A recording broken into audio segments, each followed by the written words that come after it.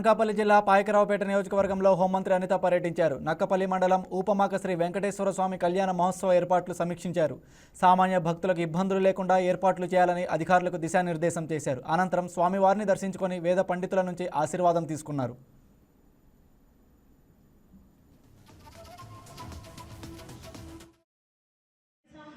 ప్రతి టెంపుల్ని కూడా చూస్తుంటే ఫుట్బాల్ అయితే పెరుగుతుంది ప్రతి సంవత్సరం కూడా. ఉత్తరాంధ్రకి గేట్వే మన పాయకరావుపేట నియోజకవర్గం. మన అనకాపల్లి జిల్లాలోనే టీటీడీ హ్యాండ్ ఓవర్ చేసుకున్న ఏకైక temple Nakkapalli Upamaka temple. So TTD వాళ్ళ ఆధ్వర్యంలో సుమారుగా 2015 నుంచి టీటీడీ వాళ్ళ ఆధ్వర్యంలోనే ఈ కళ్యాణ మహోత్సవం రాజకీయాలు మాట్లాడాల్సిన అవసరం లేదు.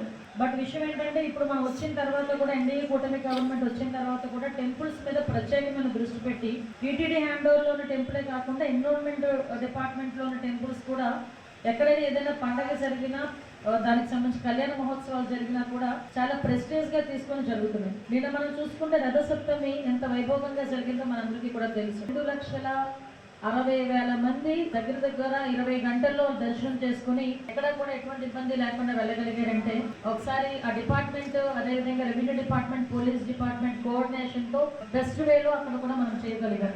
అవే కాకుండా ఇంకెక్కడ మనకి శివరాత్రి మహోత్సవాలు కానివ్వండి, వచ్చే శివరాత్రి మహోత్సవాలు ప్రత్యేకమైన దృష్టి పెడతాం. ఈ రోజు ఫుట్ఫాల్ కూడా పెరిగింది, దర్శనంకి వచ్చే భక్తుల సంఖ్య కూడా పెరిగింది. టీటీడీ డిపార్ట్మెంట్ తోని లోపల పూజాలతో కూడా సపరేట్ గా మాట్లాడడం జరిగింది. సంవత్సరం కూడా ఒక SOP క్రియేట్ చేయాలి. నేనేమంటానంటే ప్రతి సంవత్సరం టెంపుల్లోనే జరిగే కార్యక్రమమే. సో ప్రతి సంవత్సరం టెంపుల్లో జరిగే కార్యక్రమానికి ఒక SOP కనుక ఇస్తే నిన్న కూడా నేను రథసప్తమి కదా.